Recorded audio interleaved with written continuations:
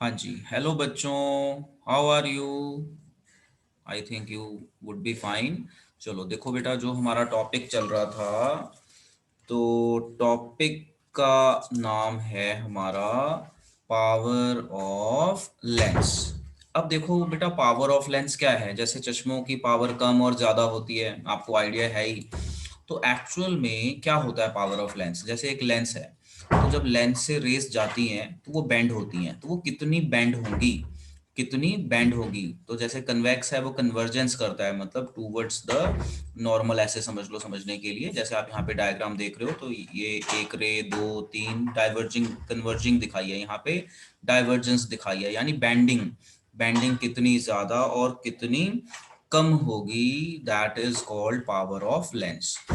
अब इसकी हमारी दो डेफिनेशंस बनती हैं, एक मैथमेटिकल डेफिनेशन और एक नॉर्मल डेफिनेशन रेस के हिसाब से। तो देखो, द डिग्री ऑफ कन्वर्जेंस और डाइवर्जेंस, जैसे ये कन्वर्ज हो रहा है, ये डाइवर्ज हो रहा है, यानी कन्वर्ज होगा तो कितने कितने एंगल पे कन्वर्ज होगा, डाइवर्ज होगा तो कितने कितने एंगल पे डाइवर्ज होता है। तो डिग्री ऑफ कन्वर्जेंस और डाइवर्जेंस ऑफ लाइट रे achieve by lens is express in terms of power, और पावर जो है ना फोकल लेंथ पे डिपेंड करता है। ठीक है, तो मैथमेटिकली हम इसको हमेशा जनरली डिफाइन करते हैं। तो mathematically power of lens is defined as reciprocal of its focal length, मतलब P is equal to 1/f। अब इसमें एक चीज आपने ध्यान रखनी है कि जब भी आप पावर ऑफ लेंस का टॉपिक करेंगे, तो पावर ऑफ लेंस में जो हमारी फोकल लेंथ है ना, वो मीटर में होनी चाहिए। मान लो न्यूमेरिकल करते हुए सेंटीमीटर में है, तो उसको मीटर में कन्वर्ट करना है। जो हम पावर ऑफ लेंस निकालते हैं ना, तो उसमें हम यूनिट लेते हैं, ऐसा यूनिट आप बोल लीजिए, तो वो मीटर कंसीडर होती है। और पर मीटर यूनिट आएगी, पर मीटर को डायोप्टर कहते हैं, डिनोटेड बाय डी। तो अब यहाँ पे अगर हम मोटा मोटा पढ़ें, तो power of lens is reciprocal of its focal length, मतलब 1/फोकल length. And keep in mind focal length must be in meters. इसे मैं हाईलाइट कर देता हूँ, ये ध्यान रखना, क्योंकि फोकल लेंथ कई बार सेंटीमीटर में दी होती है, बच्चा 1/f सेंटीमीटर में निकाल लेता है, तो ये पर सेंटीमीटर आ जाएगा, तो वो डायोप्टर नहीं होता। डायोप्टर के लिए focal length should be in metres, थोड़ी बड़ी यूनिट काउंट होती है।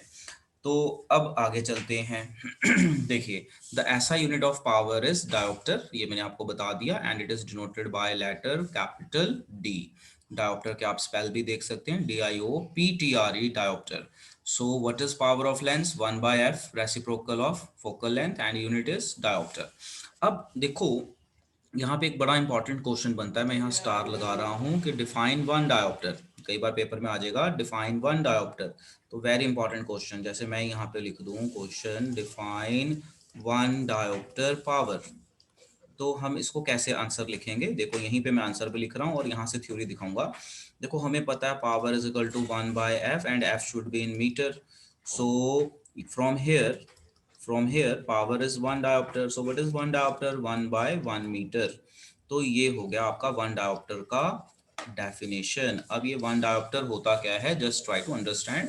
आंसर मैंने यहीं पे लिखा हुआ है और अंडरलाइन किया हुआ है। देखो, 1 dioptre is power of lens. So 1 dioptre जो है वो पावर ऑफ लेंस है। देखो, यहीं से, यहाँ से आप बड़े आराम से इसको समझ सकते हो। 1 dioptre is the power of lens whose focal length is 1 metre. बस हो गया कि 1 डायोप्टर उस लेंस की पावर है जिसकी फोकल लेंथ 1 मीटर में हो। अब आपको समझ में आया कि सेंटीमीटर वाला अगर करोगे तो गलत हो जाएगा न्यूमेरिकल, आपको वो मीटर के हिसाब से करना है। तो यहाँ पे क्वेश्चन आ जाता है जनरली, व्हाट इज 1 डायोप्टर, है ना, और what is the unit of power? Define 1 diopter power of lens. So define 1 diopter power of lens. So आप फॉर्मूला लिख के इस तरह से लिखोगे, फिर लिखोगे 1 dioptre is the power of lens whose focal length is 1 metre. अब इसमें एक चीज और ध्यान रखने वाली है, जो मैं नोट की फॉर्म में लिख रहा हूँ। नोट की फॉर्म में, नोट, आपने देखा होगा, जैसे किसी को कनकेव लेंस लगा है, तो कनकेव लेंस की जो पावर है ना, वो डॉक्टर हमेशा माइनस में लिखता है, -2 डायोप्टर या -1.5 डायोप्टर। जो लोग हर टाइम चश्मा पहन के रखते हैं, जैसे मैं भी हर टाइम चश्मा पहन के रखता हूँ, उनको कनकेव लेंस लगा होता है, याद रखना। ये याद रखना, ये सारा याद रखने वाला, हायर क्लासेस में और क्लियर होगा। अभी आपको ये थोड़ा लर्न करना है। जो लोग हर टाइम कनकेव लेंस पहनते हैं, जैसे मैं हूँ, हर टाइम पहन के रखता हूँ, और कुछ लोग सिर्फ पढ़ने के टाइम पे पहनते हैं चश्मा, तो पढ़ने के टाइम पे जो चश्मा होता है ना वो कन्वेक्स होता है। इसकी पावर जो है ना पॉजिटिव में ली जाती है, जैसे पॉजिटिव 2 डायोप्टर हो गया ना, जो भी पावर होगी, मतलब पॉजिटिव, मैं ऐसे कर देता हूँ, वैल्यू नहीं लिखता, मैं कह देता हूँ इसकी पावर नेगेटिव में होगी और इसकी पावर पॉजिटिव में होगी। कई बार पेपर में क्वेश्चन आ जाता है, भाई एक पर्सन है, उसकी पावर माइनस में है, बताओ कौन सा लेंस पहना हुआ है उसने, तो प्रभजोत बताओ कौन सा लेंस है उसको। तो आपको ये समझ में आ गया होगा यहाँ से, है ना। प्रभजोत बताओ एक पर, कनकेव। हाँ कनकेव की, उसकी जो डॉक्टर ने पावर लिखी वो माइनस में लिखी, तो कौन सा लेंस है वो, तो कनकेव। तो ये याद रखने वाला है। जब आप +2 में जाएंगे तो ये बहुत डिटेल में आता है, और आप वहाँ पे बहुत अच्छे से डेरिवेशंस वगैरह भी हैं, आप समझ पाएंगे। At right now at 10th level हम वो नहीं बता पाएंगे, और आपको इन चीज़ों को याद रखना पड़ेगा। चलो एक बार हम फिर से रिवाइज कर लेते हैं। हमने पढ़ा पावर, पावर होता है रेसिप्रोकल ऑफ फोकल लेंथ, और पावर की यूनिट होती है डायोप्टर। अब 1 डायोप्टर क्या होता है, तो उसके लिए हमेशा फॉर्मूला लिख के ही बताना है। 1 dioptre is the power of lens whose focal length is 1 metre. अब यहाँ पे एक बड़ी इंपॉर्टेंट चीज बताई कि मान लो डॉक्टर ने पावर माइनस में लिखी, जैसे बच्चे हैं ना, अपने जितने भी स्टूडेंट होते हैं उनको जो चश्मा लगता है ना 99% माइनस वाले होता है, क्योंकि वो हर टाइम पहनते हैं कनकेव। तो याद रखना कि नेगेटिव वाला कनकेव लेंस वाले हैं, और जो सिर्फ पढ़ने के टाइम पे लगाते हैं, जो बुढ़े लोग लगाते हैं, जैसे आपके मम्मी पापा हो गए, जो 40-50 से ऊपर वाले हैं ना, तो वो पढ़ने के टाइम पे चश्मा लगाते हैं, तो पढ़ने के टाइम पे वो पावर जो है ना वो पॉजिटिव होती है। इन सब की डेरिवेशंस आपको हायर क्लासेस में मिलेंगी। तो अब ये चीजें हैं जो आपने याद रखनी है। अब देखो ये 3-4 लाइनें हैं, इसको मैं पढ़ता हूँ, देखना बड़े इजीली आपको समझ में आएगा। देखो, optician prescribed corrective lens, corrective lens मतलब किसी ने आंख चेक कराई होगी तो ऑप्टिशियन ने बताया जी आपको ये वाला लेंस लगेगा, and they indicating there powers. Let us say that lens prescribed has power +2 dioptre. तो अमनजोत बताओ +2 डायोप्टर मतलब इसको कौन सा लेंस लगेगा, प्लस में है ना, +2 डायोप्टर, कौन सा लेंस लगेगा सर बेटा। कन्वेक्स। यस कन्वेक्स, देखो मैंने यहाँ लिखा है, अगर पॉजिटिव में हो तो कन्वेक्स, नेगेटिव में हो concave. This means lens is prescribed is convex. आ गया समझ में। The focal length of lens is +50, तो +50 मीटर लिख दिया अब यहाँ पे। Similarly a lens of power is -2 diopter and has focal length this much. मतलब ये कैसे आया, जैसे आप ये देखो कि आपको पावर दी है +2 डायोप्टर, आपसे बोला फोकल लेंथ बताओ, तो इस फॉर्मूले में लगा दो, आपको दिया हुआ है 2, और ये आप 1/f कर लो, तो f इजिकल टू आप मीटर में निकाल लो, आ जाएगा। ठीक है, तो आप इस तरीके से इसे समझ सकते हो। अब मैं 1-2 क्वेश्चन करवाता हूँ तो आपको अभी समझ में आ जाएगा। देखो, मान लो डॉक्टर ने, आई डॉक्टर ने किसी पर्सन को बताया भाई जो आपको चश्मा लगेगा ना उसकी पावर +2 डायोप्टर है। मान लेते हैं, मैं क्वेश्चन बना रहा हूँ जरा समझना, कि डॉक्टर ने किसी को बताया भाई जो आपको चश्मा लगेगा ना उसकी पावर 1 डायोप्टर है। अब मैंने पूछा आपसे tell me its focal length, कि मुझे आप इसकी फोकल लेंथ बताइए। तो बताओ बच्चों कैसे करूंगा सॉल्व। अमन कैसे करूंगा सॉल्व, सबसे पहले मैं क्या लिखूंगा, फॉर्मूला। फॉर्मूला कौन सा होगा, 1/f, और ये हमेशा मीटर में होता है। अब मुझे पावर तो दी हुई है 2, और मुझे क्या निकालना है, फोकल लेंथ। तो फोकल लेंथ वुड बी 1/2, और ये आ जाएगा 0.5 मीटर प्लस में। तो और ये कौन सा लेंस होगा, हम बीच में ही लिख देंगे, कॉन्वेक्स लेंस। कौन सा लेंस होने वाला है, कॉन्वेक्स। सो बोलो बच्चों, समझ में आया, समझ में आया कैसे होता है ये। Yes sir. तो यस यस सर। यहाँ पे आपको ये समझाया एक क्वेश्चन की फॉर्म में, कि डॉक्टर है, डॉक्टर ने किसी को लिखा भाई आपको चश्मे लगेंगे, उस चश्मे की पावर +2 डायोप्टर होगी। अब हमने यहाँ पे क्वेश्चन बना दिया जी, आप ये यहाँ से बताओ कि चश्मा कौन सा है और फोकल लेंथ क्या होगी। तो ये देखो हमने सोल्यूशन भी कर दिया। हमने क्या किया, हमने फॉर्मूला लिखा, फॉर्मूला लिखने के बाद इस तरीके से हमने उसका बना दिया। अच्छा, जो कई बुजुर्ग लोग होते हैं ना, आपने देखा होगा उनके चश्मे में ना ऐसा होता है, कुछ ऐसा सा डिजाइन दिखता है उनके चश्मे में। ये मैं चश्मा बना रहा हूँ, मेरी ड्राइंग थोड़ी अच्छी है, हंसना नहीं।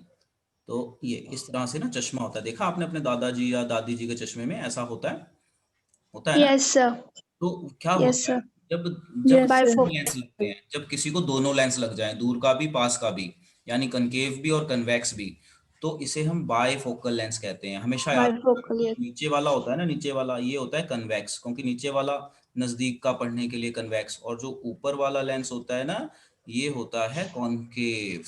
तो बस ये आपकी नॉलेज के लिए बताया कि जो बुढ़े लोग होते हैं जिनको दोनों ही लगे होते हैं, दोनों ही, नेड़े का भी दूर का भी, तो नेड़े के लिए है ये कन्वेक्स, नियर नियर की चीजें देखने के लिए कन्वेक्स लेंस होता है, और दूर की चीजें देखने के लिए होता है कॉनकेव। जैसे जितने भी स्टूडेंट होते हैं ना, तो स्टूडेंट की हमेशा दूर की निगाह कमजोर होती है। जैसे लास्ट बेंच में बैठे हो ना, तो जनरली कहते हैं हमें दिख नहीं रहा सर साफ, तो हम उनको बोलते हैं आंखें चेक कराओ, हो सकता है आपकी दूर की नज़र कमजोर हो गई है। तो जनरली 40 से पहले पहले ना नज़दीक की कमजोर नहीं होती, दूर की ही कमजोर होती है मसल वीक होने से। तो यहाँ पे मैंने एक आपको एडिशनल इन्फॉर्मेशन ये दी है कि जो बुजुर्ग लोग होते हैं उनके चश्मे में दोनों लेंस लगे होते हैं। अब क्वेश्चन है कि दोनों में नीचे कौन सा होता है, ऊपर कौन सा होता है। तो हमेशा याद रखना, जो नीचे वाला होता है वो कन्वेक्स होता है, नजदीक का देखने के लिए, क्योंकि आंखें नीचे करके देखेंगे ना तो ये, दूर का देखना है तो आंखें ऊपर करनी पड़ती हैं, तो ऊपर के लिए ये होता है कॉनकेव लेंस। तो अब आप ये याद रखेंगे, मैंने यहाँ पे कॉनकेव ही लिख दिया, मैं यहाँ पे लिखूंगा फार डिस्टेंस। ये नियर पॉइंट, ये नियर की चीजों को देखने के लिए, ये डिस्टेंट की चीजें यानी फार ऑब्जेक्ट्स, ऐसे कर देते हैं, फार ऑब्जेक्ट, फार ऑब्जेक्ट्स को देखने के लिए होता है। अब हम कुछ क्वेश्चंस देख लेते हैं, उसके बाद हम ह्यूमन आई चैप्टर शुरू करते हैं साथ में ही। तो मैंने आपको पावर ऑफ लेंस का टॉपिक बता दिया। पावर ऑफ लेंस के टॉपिक में जो हमारी चीजें हैं क्या क्या होने वाली हैं आपको बता दिया। अब यहाँ पे नेगेटिव पॉजिटिव का बेटा कंसेप्ट है जो आपने याद रखना है। अब आ जाओ आगे। अब हम आगे आते हैं, तो हमारे पास कुछ क्वेश्चंस दिख रहे हैं। अब इसमें प्रभजोत जो हमारा सबसे पहला क्वेश्चन है, क्या मुझे ये करवाने की जरूरत है, ये तो हमारा डिस्कस हो गया ना, very first question. Yes sir. अब आ जाओ क्वेश्चन नंबर 2। ये जरा आप लोग पढ़ो और मुझे बताओ क्या आपको ये वाला क्वेश्चन का आंसर समझ में आता है। क्वेश्चन 2 का मैं यहाँ पे लिख देता हूँ, और क्वेश्चन 3 आप खुद, question 3 you will do your own. इसमें तो कुछ था ही नहीं क्वेश्चन 3 में। क्वेश्चन 3 तो हम अभी अभी इसका एक फॉर्मेट डिस्कस करके आ चुके हैं। लो जी, क्वेश्चन 2 कहता है अ convex lens forms real and inverted image. तो कन्वेक्स तो रियल इन्वर्टेड ही बनाता है। ओके, मैं यहाँ पे आंसर बता रहा हूँ फॉर क्वेश्चन नंबर 2। कह रहा है कि एक कॉन्वेक्स लेंस है जो रियल इन्वर्टेड बनाता है। हाँ जी, तो कॉन्वेक्स तो रियल इन्वर्टेड ही बनाता है, जहां तक हमने टेबल याद किया है। ये ऑप्टिकल सेंटर हो गया, और ये डायग्राम थोड़ी सी टेढ़ी बन गई है, आप अच्छे से बना लेना। Okay, of needle at a distance of 50 centimeter. Okay, where is the needle placed in front of convex lens if the image is equal to size of object? लो जी, ये तो आसान क्वेश्चन है, ऐसे पढ़ के लग रहा था मुश्किल है, तो आसान निकला। देखो कह रहा है कि इमेज और ऑब्जेक्ट की हाइट सेम है। अब बताओ कौन से सिचुएशन में होती है सेम, रिकॉल करो। ये F1 है, ये C1 है, इधर F2 हो गया, ये C2 हो गया। कह रहा है, देखो साफ साफ कह रहा है, image is equal to the size of the object. लो जी, गल बन गई। ये होता है सी पे, अगर C1 पे ऑब्जेक्ट हो तो इमेज C2 पे बनती है। यही पढ़ा है ना हमने, बोलो बच्चों, टेबल में तो यही पढ़ा है ना हमने। अगर ऑब्जेक्ट यस C1 पे सर। हो तो इमेज C1 पे बनती है, और हमें पता है ऐसे होने में ये बराबर है। अब ये वाला डिस्टेंस हमें दिया हुआ है, कितना डिस्टेंस दिया हुआ है, ये वाला पढ़ के देखो। How much? 50 सेंटीमीटर। कितना दिया हुआ है? 50 सेंटीमीटर। 50 पूछा है जी focal length. Centimeter focal length बताओ, पावर बताओ, तो ये तो हम कर देंगे, तो अब तुम्हारी चुटकियों का कमाल है। देखो, तो इसीलिए मैं हमेशा बोलता हूं, जब भी आप क्वेश्चन पढ़ो ना, क्वेश्चन पढ़ने के बाद डायग्राम बनाओ, रफ डायग्राम जैसे मैंने बनाया, तब आपको फटाफट समझ में आ जाएगा। देखो एक बार दोबारा समझाता हूँ। कहता है convex lens forms a real and inverted image of a needle at a distance 50 centimetre from it, यानी 50 सेंटीमीटर। ये इधर ना दिखा के ये इधर हम दिखा देते हैं, 50 सेंटीमीटर, 50 सेंटीमीटर। अब क्या बोल रहा है? Where is the needle placed in front of convex lens if image is equal to the size. तो ये है जी C1 पे होगा ऑब्जेक्ट। जो हमारा ऑब्जेक्ट है ये हमारा कहाँ होने वाला है? C1 पे। तो ये चीज तो अब हमें क्लियर हो गई। अब मुझे ये बताओ, जब आपको ये C तक का डिस्टेंस 50 है, तो ये फोकल लेंथ तक का डिस्टेंस कितना हुआ? कितना हुआ बेटा? 25 सेंटीमीटर, 25। 25 सेंटीमीटर। अब मैं आपको बोलूं भाई मुझे आप पावर बता दो, तो अब क्या रहेगा? अब तो बहुत आसान हो गया। Power is equal to 1/f, 1/f should be in metre, ध्यान रखना, metre. f should be in metre. तो अब मैं क्या करूं? 1/25 डिवाइडेड बाय 100 कर दूं, मीटर हो गया ना अब ये।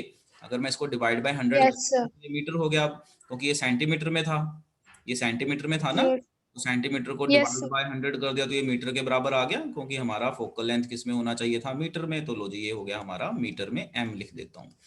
अब 1/4 आ जाएगा तो आपकी पावर क्या आ जाएगी, 4 डायोप्टर आ जाएगी। लगाओ मैथ्स लगाओ, मैंने डायरेक्ट कर दिया। देखो क्या आएगा आंसर, इसको डिवाइड यस सर 4। ऊपर yes, चला जाएगा। यही आएगा। आप ऐसे करो, 100/25 आ जाएगा, इसको डिवाइड कर लेना, 4 आ जाएगा, 4 डायोप्टर। अब ये रियल एंड इन्वर्टेड है, ठीक है। Also find the power of lens, तो रियल एंड इन्वर्टेड है, ठीक है। Got it, got it, got it.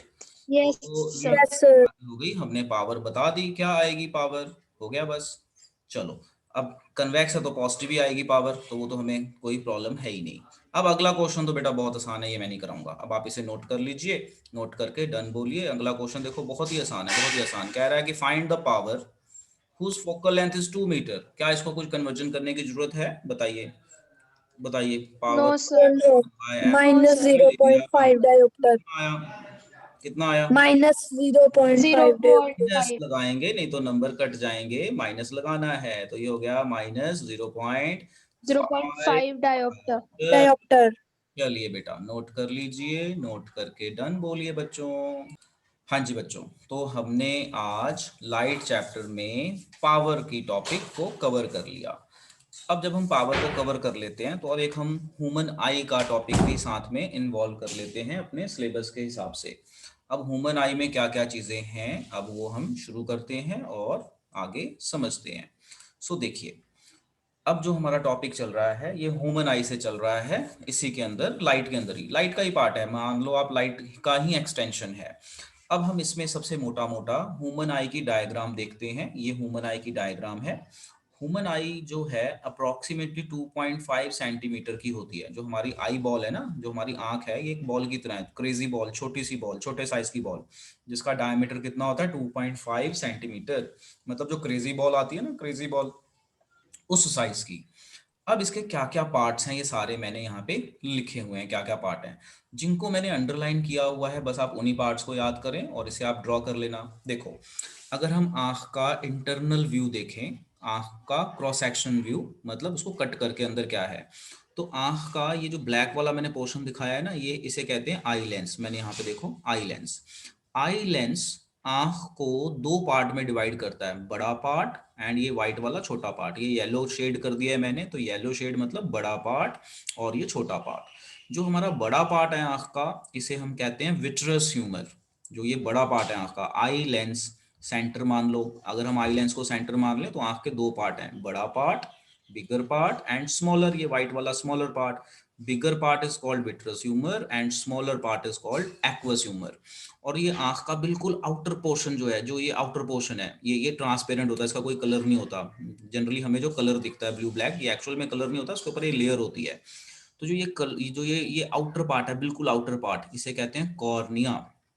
Cornea के पीछे होता है हमारा आइरिस। आइरिस होता है कलर, जैसे मान लो किसी की आंखों का कलर ना ब्राउन है, तो वो आइरिस के कारण होता है। ये ट्रांसपेरेंट होता है, ये इसका कोई कलर नहीं होता, ये शीशे की तरह है, ट्रांसपेरेंट। और बीच में एक गैप होता है, आपने देखा होगा आंखों के अंदर, देखोगे ना खड्डा सा नजर आता है, वो खड्डे को कहते हैं प्यूपिल, जहाँ से लाइट आंखों के अंदर जाती है। और जो ये बिल्कुल इंटरनल लेयर है, ये बिल्कुल इंटरनल इंटरनल इंटरनल, ये इसे कहते हैं रेटिना। तो ये है हमारी आंखों के मेन पार्ट। फिर से देखो, जो हमारी जितना मैंने अंडरलाइन किया हुआ है ना, ये सारे मेन पार्ट हैं, ध्यान से समझना। जो हमारी आई लेंस है, अगर हम इसे सेंटर मान लें तो ये आंखों को दो पार्ट में डिवाइड करती है, बड़ा पार्ट एंड छोटा पार्ट। बिगर पार्ट को हम कहते हैं, क्या कहते हैं प्रभजोत, विट्रस ह्यूमर। और ये व्हाइट वाला जो छोटा पार्ट है, इसे क्या कहते हैं बच्चों, एक्वियस एक्वस ह्यूमर। ह्यूमर। और जो सबसे बाहर वाला पार्ट है आंख का, ट्रांसपेरेंट, जिसका कोई कलर नहीं होता, उसे हम क्या कहते हैं, कॉर्निया। कॉर्निया के पीछे एक और पार्ट होता है, जैसे हमारी आंख का मान लो ब्राउन कलर है, ब्लैक कलर है, ब्लू कलर है, रेड कलर है ना, मान लो एक वेरिएशन बता दी, तो वो आइरिस होता है। और आइरिस के अंदर एक ना खड्डा जैसा दिखता है, खड्डा मतलब जहां से लाइट एंटर करती है, ये गैप गैप नजर आ रहा है ना यहाँ से यहाँ तक, इसे कहते हैं प्यूपिल। और इमेज बनती है रेटिना पे। ये जो बिल्कुल इंटरनल पार्ट है जहां पे इमेज बनेगी, वो होता है रेटिना। आई लेंस को ये लेयर्स ने पकड़ रखा है, ये मसल्स ने, इन्हें कहते हैं सिलरी मसल्स। आई लेंस को मसल्स ने पकड़ा हुआ है। ये देखो अगर आप ध्यान से, ये आई लेंस है, मसल है ऊपर, ये भी मसल है। इन मसल्स को हम कहते हैं सिलरी मसल। तो हमारी आंख का डायमीटर कितना होता है, कितना होता है डायमीटर? 2.5 सेंटीमीटर। 2.5 अगर सेंटीमीटर। आप मीटर बोलोगे, कई बच्चे ने इसको मीटर लिख देते हैं, तो मीटर हो सकता है? ये बताओ पहले तो, कितना हो गया मीटर? पता कितना हो गया? आपके 2 कमरों जितना हो जाएगा ये। तो इतनी बड़ी तो आंख होती नहीं ना, इस चीज का लॉजिक लगा लेना, सेंटीमीटर में होती है, सेंटीमीटर। क्रेजी बॉल, छोटी सी बॉल। तो ये था हमारा आई के बारे में। जब मैं वीडियो भेजूंगा आप इसे नोट कर लेना, डिटेल में वहां से कर लेना। अब देखो, मैंने आई के पार्ट्स के यहाँ पे सारे फंक्शन लिखे हुए हैं। क्या क्या फंक्शन है? प्यूपिल, आइरिस, स्क्लेरा। स्क्लेरा आपको मैंने बताया नहीं। देखो, ये जो बिल्कुल आउटर पोर्शन है ना, ये कॉर्निया है। कॉर्निया के साथ ना आपको व्हाइट पोर्शन दिखता है। आप जब अपनी आंख में देखते हो तो ब्लैक पोर्शन के साथ साइडों में व्हाइट व्हाइट दिखता है ना, व्हाइट व्हाइट। तो ये बिल्कुल आउटर के साथ वाली लेयर है, इसे हम कहते हैं स्क्लेरा लेयर। बिल्कुल व्हाइट लेयर होती है आंखों की, जो व्हाइट लेयर है। अपनी आंख में, अपने फ्रेंड की आंखों में देखो, वहां पे आप देखोगे तो ब्लैक पोर्शन नजर आएगा, साथ में व्हाइट व्हाइट, मतलब आंख व्हाइट व्हाइट ही होती है, बीच में से ब्लैक होती है। तो जो ब्लैक है उसके ऊपर जो ट्रांसपेरेंट है वो कॉर्निया है। बाकी जो साइडों में व्हाइट व्हाइट है वो स्क्लेरेटिक या स्क्लेरा लेयर कहते हैं उसको। तो ये आप लेयर को याद रख लें। अब प्यूपिल, प्यूपिल का काम क्या है? प्यूपिल का काम है कि ये लाइट को आंखों में एंट्री के लिए जगह देता है। ये होल लाइक स्ट्रक्चर होती है, यहाँ से लाइट एंटर करती है। आइरिस का क्या काम है? आइरिस का साइज छोटा बड़ा होता है। जैसे हम मान लो, हम ना धूप में बैठे हैं, एकदम से घर में जाते तो हमें दिखता नहीं है, थोड़ी देर 1-2 सेकंड ना हमें दिखता नहीं है, फिर दिखने लग जाता है। या हम घर में बैठे हैं, एकदम से बाहर जाते हैं तो हमें एकदम से आंखें हमारी चौंधा जाती हैं वहां पे ना, जैसे बहुत ज्यादा रोशनी आंखों में लग रही हो, एकदम से चमक लगती है आंखों में। तो ये चीजें हो जाती हैं। तो जो आइरिस है, आइरिस का साइज छोटा बड़ा होता है और ये amount of light entering I control करता है। रेटिना पे इमेज बनती है, सिलरी मसल्स इसको, आई लेंस को होल्ड करते हैं और नजदीक के ऑब्जेक्ट को और दूर के ऑब्जेक्ट को हमें देखने में ये हेल्प करते हैं। तो हमने यहाँ पे आई के बारे में थोड़ा सा पढ़ लिया, और आप अपनी बुक की रीडिंग जरूर लगाएं। एक बार आप दोबारा सुन लीजिए मैंने क्या बोला है। जो हमारा आई लेंस है वो आंख को 2 पार्टों में डिवाइड करता है। बड़ा पार्ट येलो वाला जो मैंने लिखा है विट्रस ह्यूमर, छोटा पार्ट एक्वस ह्यूमर। आई को जिन मसल्स ने पकड़ा हुआ है, होल्ड किया हुआ है, उसे कहते हैं सिलरी मसल्स। बिल्कुल आउटर पोर्शन आंख का कॉर्निया है, इसका कोई कलर नहीं होता, ट्रांसपेरेंट है शीशे की तरह। इसके पीछे कलर्ड पार्ट होता है, ये आइरिस। ये आइरिस आइरिस होता है कलर्ड पार्ट ऑफ द आई, और ये amount of light entering the I control करता है। प्यूपिल वो जगह है जहां से लाइट एंटर करती है आंखों के अंदर, और रेटिना वो जगह है जहां पे इमेज बनती है आंख पे, और हमारी आंख के अंदर रियल और इन्वर्टेड इमेज बनती है। और जब वो हमारी ब्रेन में जाती है नर्व्स के थ्रू, तो वो ब्रेन उसको सीधा कर देता है और हमें दिखाता है। तो ये कुछ इंफॉर्मेशंस थी जो आपको पता होनी चाहिए। अब हम आगे चलते हैं। अब आप देखो शेप ऑफ प्रिज्म। तो कई बच्चों ने प्रिज्म देखा नहीं होगा, तो मैंने अभी कुछ दिन कल या पिछली क्लास में मैंने एक प्रिज्म का एक्सपेरिमेंट भी करवाया आपको।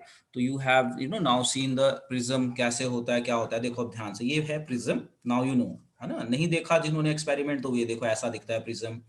तो अगर हम प्रिज्म को ध्यान से देखें तो एक ट्राइंगुलर है, एक ये ट्राइंगल है, एक नीचे ट्राइंगल होगा। तो कितने ट्राइंगुलर बेस हो गए? देखो एक ट्राइंगल तो ये दिख रहा है, एक ट्राइंगल नीचे, ये ऊपर का पोर्शन है, इसके नीचे भी तो एक ट्राइंगल होगा ना। तो ये एक ट्राइंगल, ये एक ट्राइंगल, यानी कितने ट्राइंगल हुए प्रिज्म के अंदर? कितने ट्राइंगल हुए बच्चों? कितने? 2। 2 ट्राइंगुलर, इसे कहते हैं 2। Triangular base. और ये रेक्टेंगल दिख रहा है ना आपको, this is rectangle shape.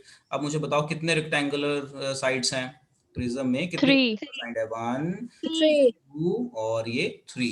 2, prism को 3। एक्सपेरिमेंट करते हुए ऐसे रखते हैं जैसे रखा हुआ है। तो मैंने जो एक्सपेरिमेंट भेजा है ना, उसको आप दोबारा देख लेना बच्चों। ये ऐसे करते हैं, ये लाइट आई, ये लाइट आ रही है, देखो ध्यान से, ये लाइट आई, ये आई आपकी इंसिडेंट रे, ये आई आपकी मैं ब्लैक से ले लूं, ग्रीन से ले लूं, ब्लू से ले लेता हूँ। ये आपकी लाइट आई, ये हो गई आपकी इंसिडेंट रे। यहाँ पे ना दिख नहीं रहा होगा, this is your incident ray, incident ray. और ये है अंदर आपकी रिफ्रैक्टेड रे, ये अंदर जा रही है ना लाइट, मैं यहाँ पे निशान नहीं लगा रहा। और फिर उसके बाद फाइनली बाहर आ रही है, एमरजेंट हो रही है, फाइनली बाहर आ रही है। अब देखो ये जो आपकी लाइट रे जा रही है, इसको अगर हम एक्सटेंड कर दें, ऐसे एक्सटेंड कर सकते हैं ना, इंसिडेंट रे को हम ऐसे एक्सटेंड कर सकते हैं। हमने एक्सपेरिमेंट में देखा था, जिन्होंने नहीं देखा जाके देखना ये। और एमरजेंट, और जो ये बिल्कुल एमरजेंट बाहर आ रही है, इसको भी एक्सटेंड कर दो। तो ऐसे एक्सटेंड करोगे तो ये जो इंसिडेंट रे और जो एमरजेंट रे है, इसे हम एमरजेंट कह सकते हैं। इसे मैं यहाँ लिख देता हूँ, एमरजेंट रे, एमरजेंट रे। तो इसके बीच में जो ये एंगल बनेगा इसे कहते हैं एंगल ऑफ डेविएशन। अब आप एक चीज देखो, जब हम प्रिज्म से लाइट पास करते हैं ना, तो प्रिज्म से लाइट पास होने में कितने कलर में टूट जाती है? देखो दिख रहा आपको कितने कलर में टूट गई? 7 कलर। कितने कलर? 7। इन 7 कलर का शॉर्टकट होता है विब।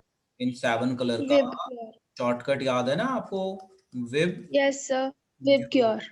है ना? विब ग्योर। तो रेड सबसे ऊपर होता है, यानी रेड की बैंडिंग कम होती है और दूसरे कलर की बैंडिंग जो है ज्यादा होती है। इसे मैं कर देता हूँ हाईलाइट ग्रीन से। ये लो जी, इसका एक्रोनिम या इसका शॉर्टकट याद रखने के लिए विब ग्योर। विब ग्योर मतलब वॉयलेट। नीचे से शुरू करो, violet, indigo, blue, green, yellow, orange, red. तो सबसे ऊपर ऑरेंज आता है, अपना रेड आता है, और ये इस तरह से है विब ग्योर। तो अब हमें यहाँ से ये पता चल गया, ये एक्सपेरिमेंट भी हम देख चुके हैं कि जब हम लाइट पास करते हैं प्रिज्म से, तो जो हमारी लाइट है वो 7 कलर में टूट जाती है। इस 7 कलर में जो टूट रही है, ये जो विब क्योर मिल रहा है, इस 7 कलर के टूटने को हम कहते हैं स्पेक्ट्रम। क्या कहते हैं? स्पेक्ट्रम। तो अब कोई आपसे पूछे व्हाट इज स्पेक्ट्रम? स्पेक्ट्रम नहीं, डिस्पर्जन। What is dispersion? मान लो कोई आपसे पूछे व्हाट इज डिस्पर्जन, तो आप बोलोगे when white light passes through a prism it split into 7 colours, this is called dispersion. This is called dispersion. अच्छा, इसी में एक डेफिनेशन और आती है जिसे हम नाम देंगे स्पेक्ट्रम। क्या नाम देंगे? स्पेक्ट्रम।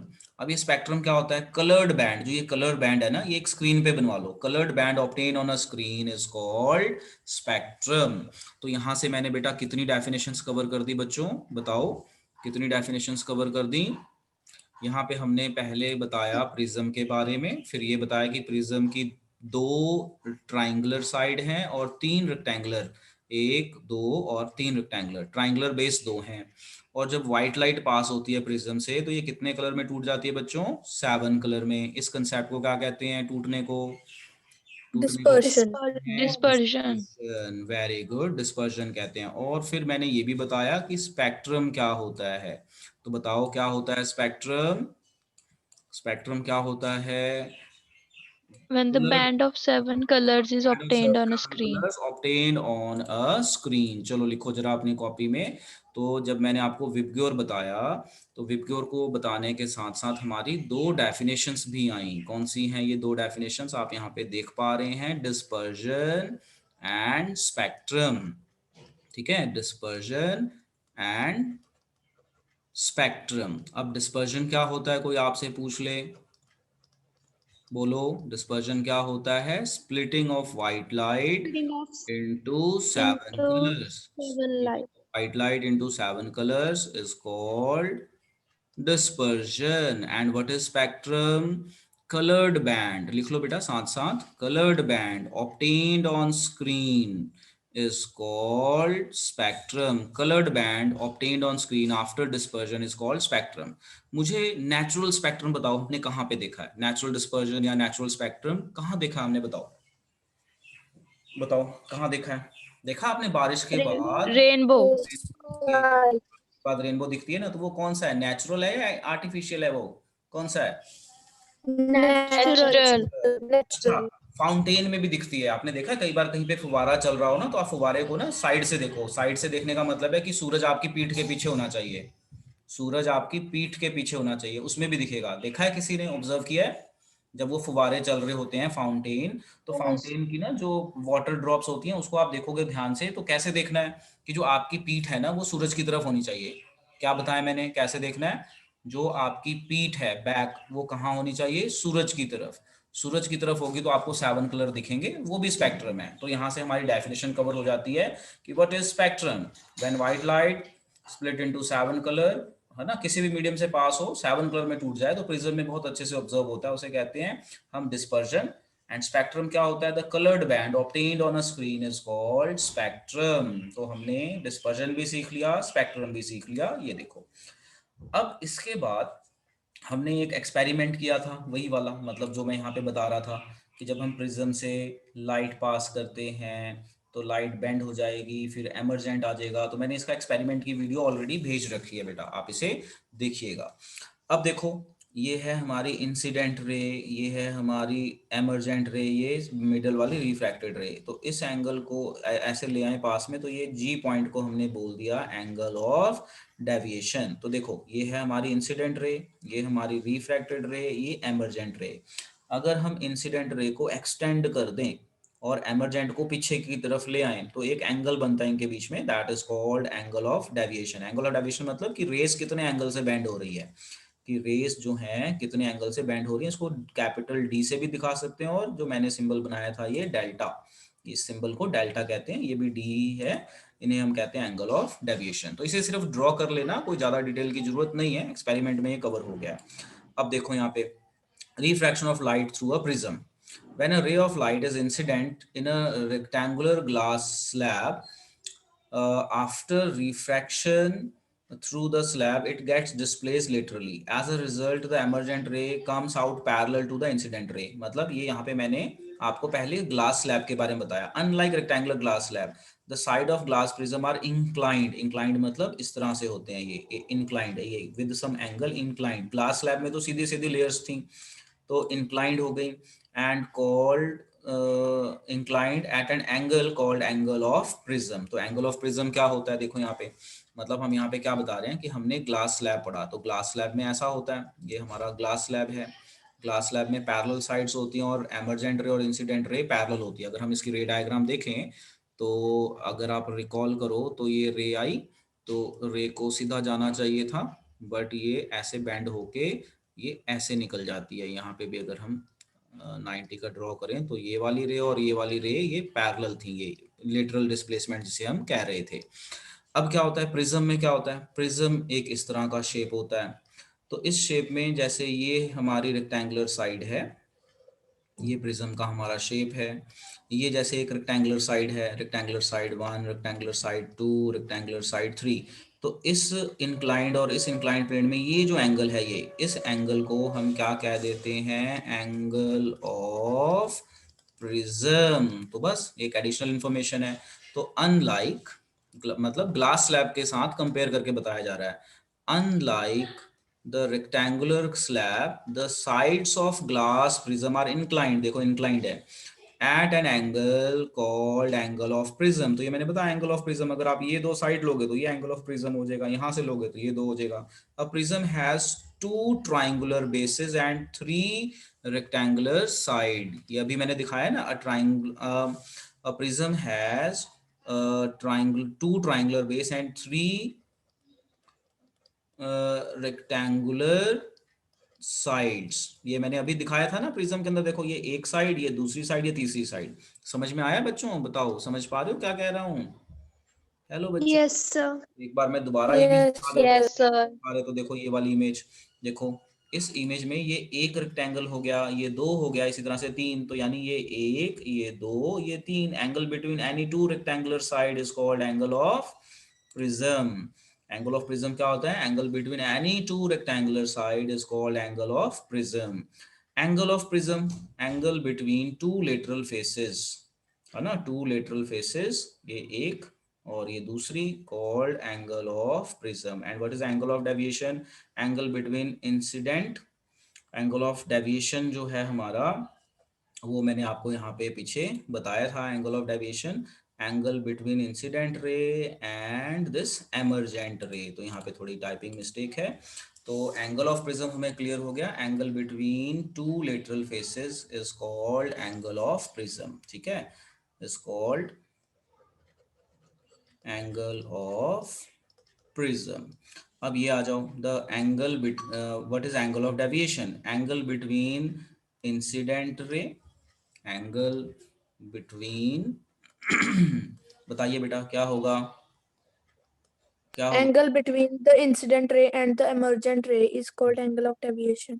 तो angle between incident ray and, दोबारा बोलो क्या होगा, angle between incident ray and, बोलो, Emergent ray, between the incident ray and, yes, emergent ray is emergent called angle of deviation. ray, बस आगे लिखने की जरूरत नहीं है, is called angle of deviation. तो ये हमने कुछ बेसिक चीजें कर ली रिलेटेड टू प्रिज्म, जो कि बहुत बहुत इंपॉर्टेंट चीजें हैं और हमें याद होना बहुत जरूरी है। तो आप इसे नोट कर लेना जब मैं वीडियो भेजूंगा। अब देखो ये, अब ये डायग्राम थोड़ी बड़ी डायग्राम बनाई है। इस डायग्राम में क्या दिखाया गया है प्रभजोत, बताओ क्या दिखाया गया इस डायग्राम में? Sir, that when the white light passes through the prism, it splits, it हाँ, disperses into इस 7 colors. डायग्राम में डिस्पर्जन ऑफ वाइट लाइट दिखाया गया है। क्या दिखाया गया इस डायग्राम में? डिस्पर्जन ऑफ वाइट लाइट, मतलब जब वाइट लाइट प्रिज्म से पास हो रही है तो वो स्प्लिट हो रही है, तो वो स्प्लिटिंग दिखाई गई है। अच्छा, इस स्प्लिटिंग को देख के बताओ कौन सा कलर सबसे ज्यादा बैंड होता है? कौन सा कलर सबसे ज्यादा बैंड? Violet. रेड। रेड की, सॉरी सॉरी सॉरी, रेड की बेंडिंग सबसे कम है, तो इसकी एंगल ऑफ डेविएशन Violet. ना, तो सबसे ज्यादा कौन बेंड हो रहा है? वॉयलेट। और जो रेड है ये लीस्ट डेविएटेड है, लीस्ट डेविएशन है ना। एंगल ऑफ डेविएशन क्या है इसका? कम, यानी कम बेंडिंग कर रहा है। और ये इसकी मैक्सिमम डेविएशन है या मैक्सिमम बेंडिंग है, ऐसे कर लो, मैक्सिमम बेंडिंग ऑफ लाइट हो रही है। तो कई बार पेपर में ना क्वेश्चन आ जाता है कि जब हम व्हाइट लाइट प्रिज्म से पास करते हैं तो कलर हमें मिलते हैं, तो कौन से कलर की लीस्ट डेविएशन है यानी कम बेंडिंग है? किसकी है least bending, angle of deviation किसका कम होगा? रेड कलर, है ना। ये रेड, विबग्योर रेड, तो रेड नीचे दिखा दिया, कोई बात नहीं, ऐसे आप समझ जाओ। और सबसे कम बेंडिंग किसकी